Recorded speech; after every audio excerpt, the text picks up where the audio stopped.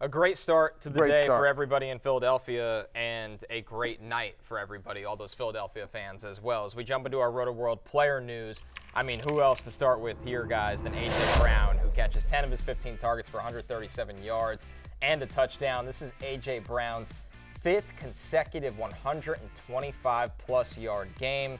It's just been absolutely ridiculous what he's doing right now in this Eagles offense. And I think A.J. Brown, he goes a little bit under the radar, which is weird to say because he's A.J. Brown, but I think Cris had a good tweet this morning where he said basically the three best wide receivers in football right now, Tirico, Justin Jefferson, and A.J. Brown. Like A.J. Brown, I think, is the third guy at the moment, and over his past 13 games, which is pretty close to a full season sample, over that 13 games, you extrapolate that out to 17, that's 1921 receiving yards. That's basically Cooper Kupp's year from 2021, which is the greatest wide receiver season of all time. That's basically what A.J. Brown's been doing for 13 weeks. I don't think we think of him like that because it's such a run-heavy offense and it's the O-line, it's the tush-push. A.J. Brown is one of the best players in football, and I was glad that he got his time in the spotlight where he basically outplayed Tyreek Hill on Sunday Night Football. I think it's for a few reasons, right? I think it's because he came out of college, like he was a good prospect, wasn't great. Like he was a second rounder, like, he wasn't considered like the best of his class, although, and then he went to Tennessee, which again, small market, run heavy team. And he was Derrick Henry's team. It was Derrick Henry's team, that's right. And so then he gets traded to Philadelphia, again, another run heavy team as well. It's also, and I know this is a dumb thing, and I think this is a Bill Simmons thing, but it's just like, I think if he had a cooler nickname or a cooler, I mean, like A.J. Brown is just kind of a solid basic name. But I mean, like Tyreek Hill is like a, Jamar Chase. Jamar Chase, right? Exactly. Even Cooper Kupp, like it just, you know what I mean? It just, for whatever reason, A.J. Brown's just like a normal All-American Brown, name, and it's just sort of like, what are you doing? I'm going to dinner with my buddy A.J. Brown, like whatever. He's 3 cubes down from me. Exactly. Like I mean, it's just like Anyway, so I think that's for all whatever reasons he doesn't get the national recognition he should as one of the elite wide receivers in the NFL and in fantasy, but he clearly is, and just the connection between him and Jalen Hurts. We thought this might happen when he got traded last year because they are close friends off the field prior to him playing for Philadelphia, and it keeps getting better and better. So it's unbelievable, and this is what we said last week as well. I think in the preseason there was a thought that A.J. Brown, it was like 1A to Devonta Smith's 1B. There's a massive gap in terms of value between those two guys in fantasy football. Yep. And there is a way, Connor, now that you can take advantage of A.J. Brown being underrated. A.J. Brown on DraftKings is 18-1 to an Offensive Player of the Year. Jamar Chase is 20-1, so they're basically the same price. A.J. Brown has 250 more receiving yards than Jamar Chase and is on a way better team. Yeah. And this seems to be sustainable because, yes, the Eagles run the ball a ton, but when they do throw it, they only throw it to 3 guys, and A.J. Brown is clearly number 1 of those 3. So I think A.J. he's on pace to have one of the best wide receiver seasons in recent memory, and he can absolutely win that award if Tyreek falters a little. Since week 3, he has a 33.5% target share. 33% target share. He's the second best wide receiver in fantasy on a points per game basis since week 3. And as we kicked off the conversation with fifth consecutive 125-plus yard game, we got to hear from A.J. Brown after the game on joining Megatron's company with that stat line. See, that's a good nickname too, Megatron. Shout out to Calvin Johnson, man. Just to be beside his name, it says a lot. I'm honored. That guy's a Hall of Fame receiver. Something I hope to be one day. Each and every possession, I'm trying to stay locked in with my routes and my pad level, and just making sure I catch the ball and breaking it down to the smallest of the T. And just trying to stay locked in for my team. I'm not.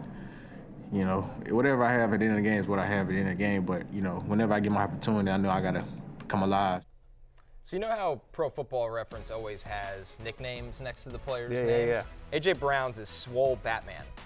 I've never heard of that. Arthur Juan Brown, in parentheses, Swole Batman. Swole Batman? I can't have this. Yeah. I don't know if that's...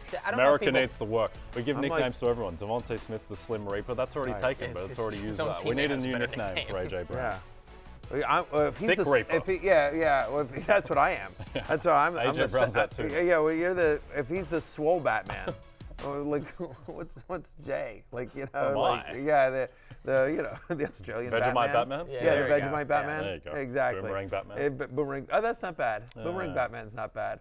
I'm like the bald Batman. is what I am. Basically, something like that. Or arguably not Batman at all. Just bald. Yeah. Just Matthew Berry. Yeah. So, Wearing a hat. besides A.J. Brown, in terms of the pass It was a long catchers night. on the Eagles, Dallas Goedert with a good night, caught 5 of 5 targets, 77 yards and a touchdown. You had Dallas Goedert on pregame football. I did it. That was my Barry's. tight end That was my Barry's best bet. It was tight end day. I took the over on 40.5 receiving yards. He cashed that actually on the first drive as well. We talked about the fact that Miami struggles against tight ends. They were top 10 in the NFL coming into the game in terms of most yards allowed to the tight ends. And so Dallas Goedert, who is getting a lot of targets in the last 3 games, he's got a target share of over 20%. He's one of the top 5 fantasy tight ends in fantasy as well. So, 2 of the last 3 games, he's had over 18 fantasy points. He should have a nice little run here against my brutal Commanders, Cowboys. There's a bye then at Kansas City and Buffalo. So, Jay, while the Eagles have success their work cut out for them. continued for A.J. Brown and Dallas Goedert, Devonta Smith, once again, another game under 10 points, 8.9 points. This is single-digit fantasy points in 4 of the last 5 games.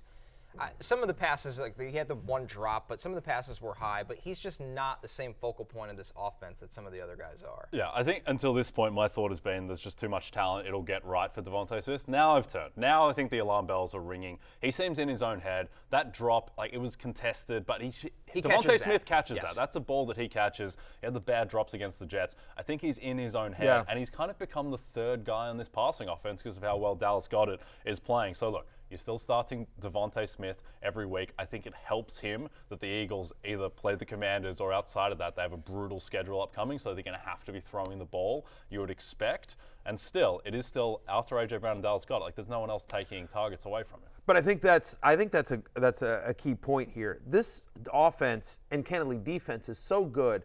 The run game is so successful that they can, they don't need to throw a ton, and their defense is so good that they don't often get into shootouts. And so I don't know that this offense has enough volume in its passing attack to support 3 fantasy relevant pass catchers every single week.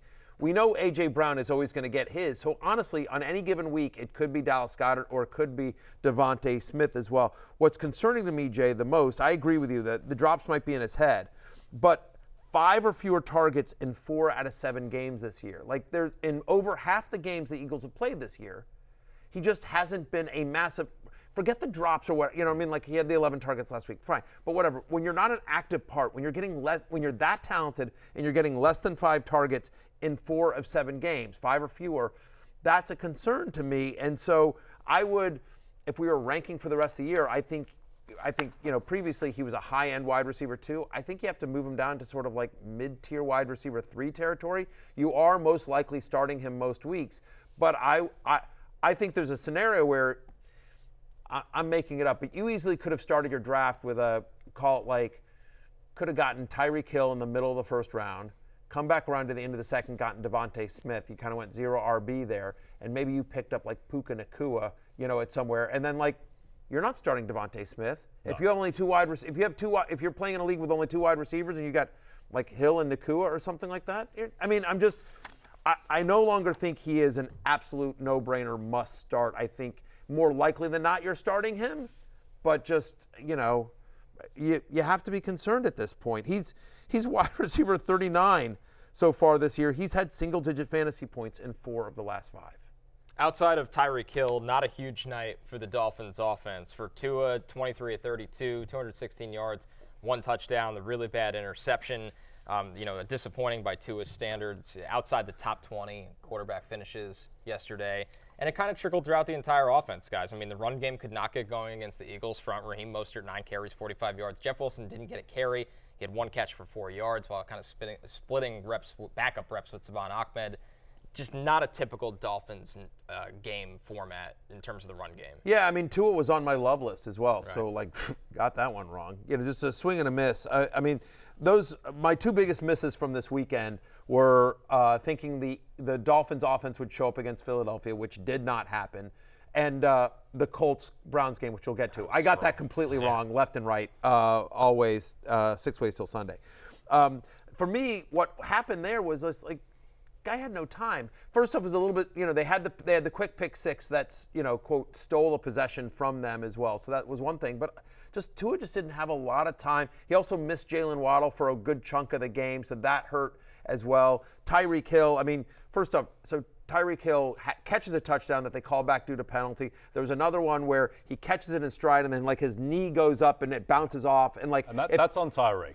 Tua threw that perfectly. That's a walk-in touchdown. Correct. That would make his stats look a lot better. Correct. And so, again, I think if 9 times out of 10, Tyreek comes down with that and races off to the end zone. And I think the numbers and the narrative on Tua look different if he makes that play. So, and again, the officiating was certainly interesting last night, to say the least. So if they don't, now this one right here, what you're seeing right here, this play right here, which was the attempted touchdown pass to Raheem Mostert that Slay picks off, and maybe they're, I know on the broadcast they said that was a clean play where they grab Mostert.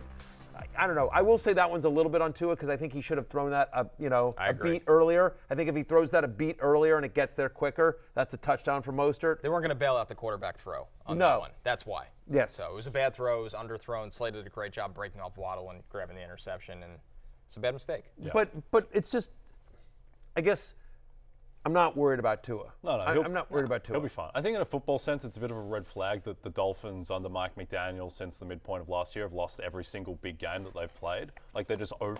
They lose every big game that they play. And I think a concern, Connor, is that the offensive line of Miami, which got shown up last night by a great defensive front, Teron Armstead is out for a while, and that has been masked until this point where I think they've just been so good at getting the ball out quickly, but when they couldn't create separation quickly enough last night, then the offensive line seemed to really rear its head. And this is the story with them, right? Yeah. Teron Armstead misses time, and they have to patchwork. Liam Eichenberg, a college tackle, is playing center, and he had some bad snaps last night too, which wasn't a problem for a couple weeks for him, but Isaiah Wynn gets hurt. He got rocked by Jalen Carter on a rep and got hurt. They are really thin on the line. And, Jay, you're right. When teams try to take away quick game, it'll be interesting to see how the Dolphins react to that in the next coming weeks. It just feels like – it almost feels like speed is almost all they have. And, listen, and that's a massive advantage most games. But, again, it's just one of those things, when they get hit in the mouth, they're just we're just going to keep running fast. And it's just – Philadelphia seemed like the tougher team, if that makes any sense last night. They're just they're just better on both lines. Yeah, so much margin. Yeah,